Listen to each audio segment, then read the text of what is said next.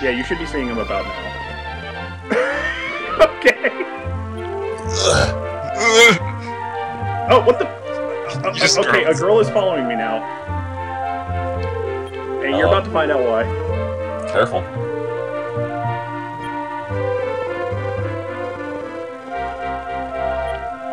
Okay, torch. Oh, wow, shit. Torches are really fucking cheap.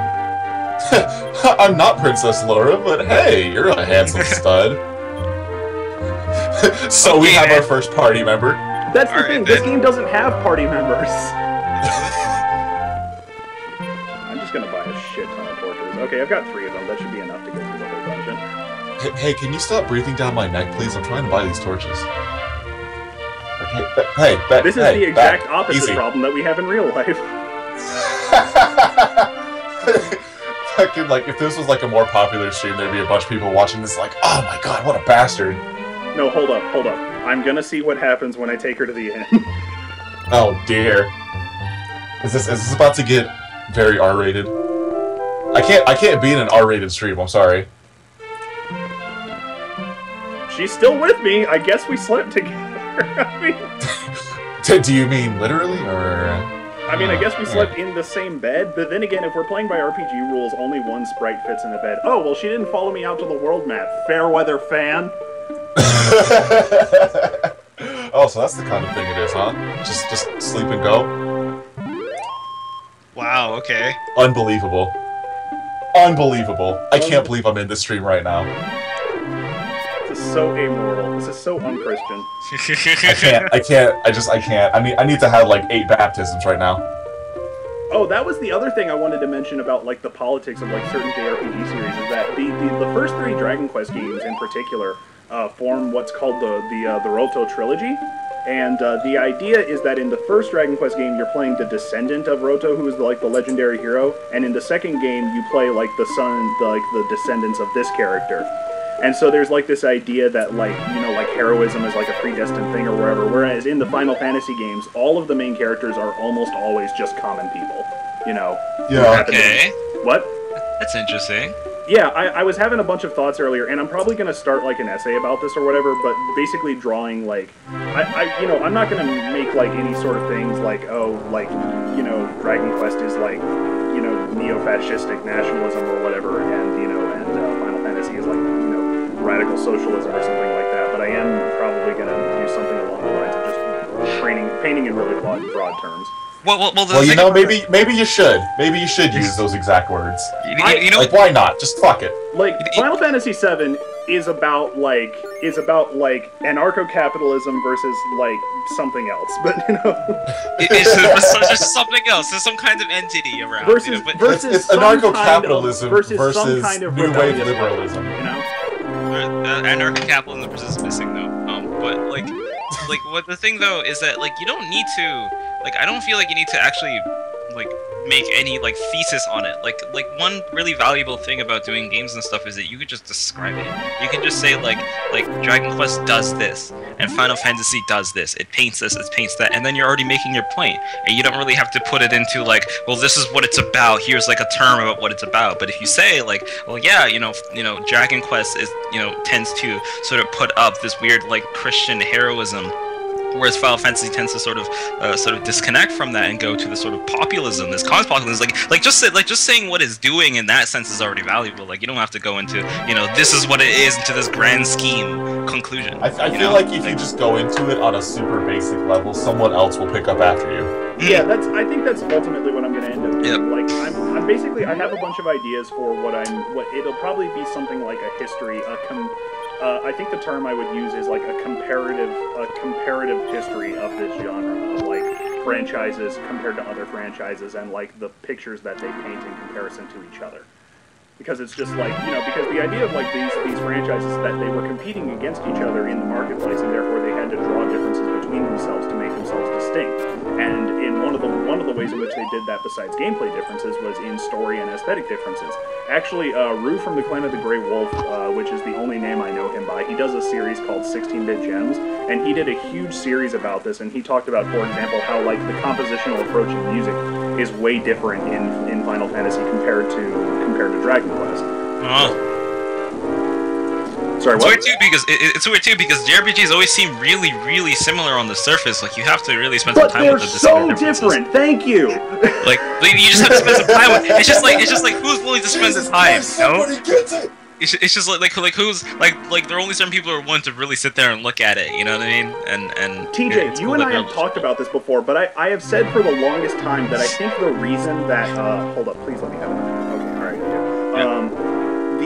I think the reason that the basic format of the JRPG basically went unscathed, basically from like 1986 to 1999, like all of these games like took place in what were more or less, like turn-based battle systems and that sort of thing, is that it's so pliable. You can do with that design paradigm whatever you want to do. You can attach whatever narrative to it that you want.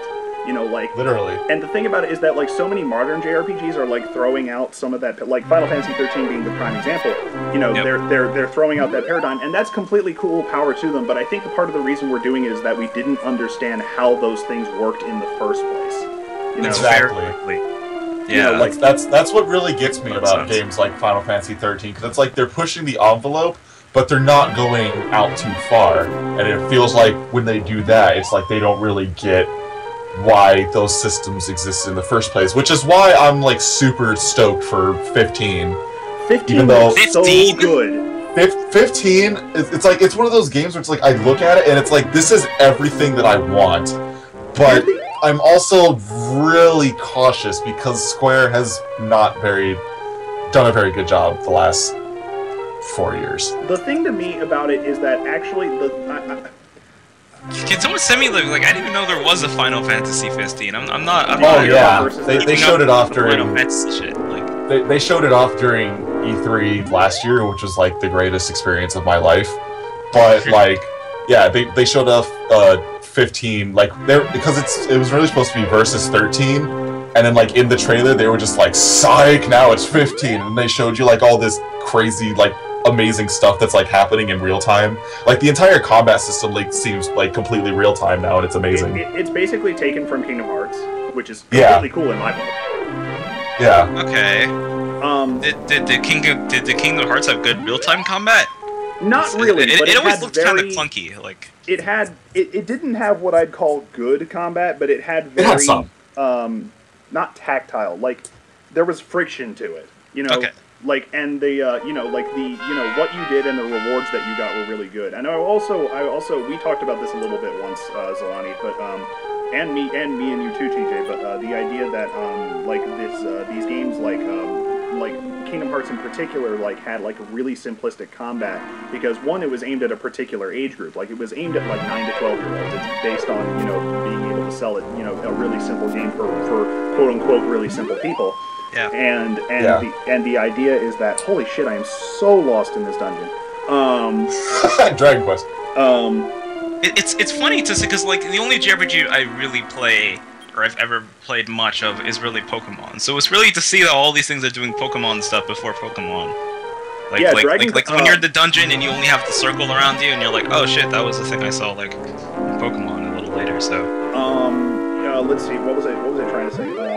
Dragon Quest V actually had monster capture. Like it was the first game to have monster capture, and it came out before Pokemon. Oh wow, shit. Yeah. That's legit. You're talking about kids, Kingdom Hearts and age audience. Oh yeah, Kingdom Hearts, and so I mean the idea is that the combat is simplistic for them, but I also made the argument that I'm not sure if it was necessarily the intention, but I think one of the effects that it has is that when you're not thinking so systematically about combat, about like, okay, how do I, to put it in game design terms, how do I move these pawns in such a way as to win this combat encounter, and then you start thinking about like, okay, what ends am I moving towards here? Like, why am I fighting this? And then that makes you think about, that doesn't make you think about gameplay, that makes you think about story. Well, this is something I argued. I argued basically the exact same thing with shooters. In fact, I did this last year, where I argued the exact same thing with shooters like Super Hot, and shooters like Perfect Dark and Bioshock Infinite is saying that when shooters focus so much on this sort of target mechanisms, on you having to concentrate to basically shoot moving targets in the sense that you never get an understanding. There's no drama to the shooting action itself, and you never actually get the ability to really engage with the space. So I mean, I think it's the idea that applies universally, which is that when we're focused so much on again, you can move this to actually what Lana's talked about before in her GDC talk, which is that like when games focus so much on you concentrating to win a thing, then you can't actually engage with something meaningfully. It's like when I have to like make numbers go up, then I can't really engage with what a game is actually trying to tell me. I don't mean to interrupt you, but apparently you and I have louder audio than Austin does, so I think he might want to turn us down or turn himself up. Oh, maybe. I have no idea. I don't know. I don't see anything. Apparently our voice is just so powerful that it's just like taking over the stream, which is, you know, par for the course, really. I'm gonna adjust my position in relation to the computer because I'm just using my laptop's mic here.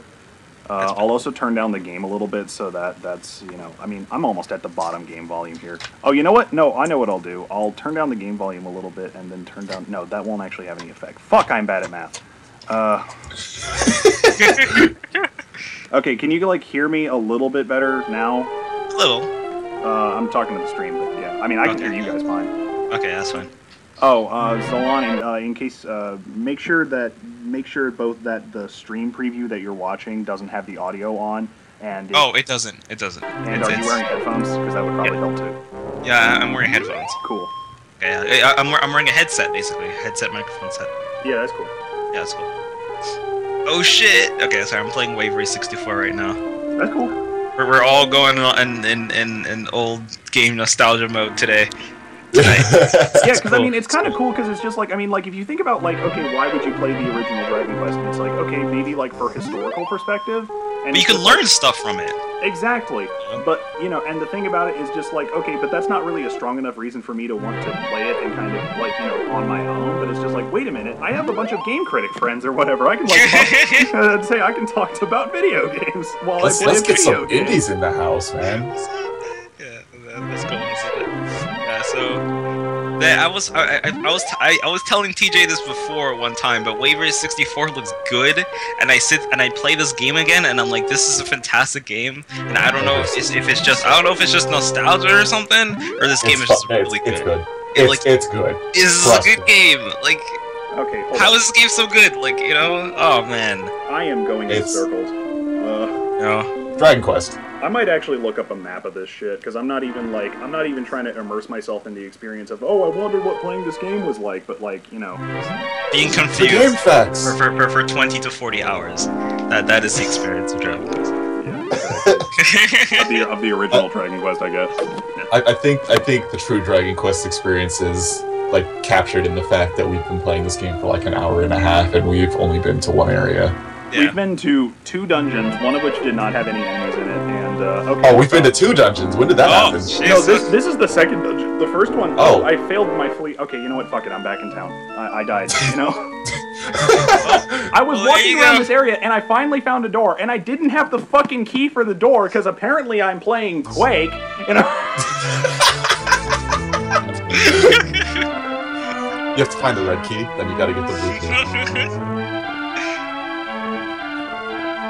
And then you have to fight the Kakamine. You know what? I'm going to play Final Fantasy 13 one day because you know what? I like the idea of those systems being somewhat streamlined because I think it'll allow people like me who've never really been into that kind of stuff to actually engage with it. Because it's like I don't like, to be honest, like I've always really disengaged from turn-based battles. It's never been something that's really gotten to me much. So like the idea of Final Fantasy is interesting to me because it's kind of like a weird mix between like kind of a turn-based and kind of a real-time, and I thought that's kind of neat. So I think it's something I maybe want to try out and maybe take a look at it. The thing about 13 is that like every review is like completely honest when they say that the game takes forever to get like good to play. It takes like a really long time, but like when it gets there, it can actually be like enjoyable. Yeah, I wouldn't know. I couldn't make it. I really couldn't make it. I tried. I just couldn't do it. I've literally heard people say it gets good after the first 40 hours. Well, yeah. Video games. Yeah. Just which really I think is only in video games does a writer sit there and say, well, you know, this experience starts to get a little valuable after the first 40 hours. This game needs a 40-hour prologue. And no one blinks, and everyone's like, yeah, okay, alright. Well, I mean, you know, I get to that. That's alright with me. It quickly became a joke among the Final Fantasy fan community. If you end up I'm gonna take a guess that if you play Final Fantasy 13 and you end up disengaging with it,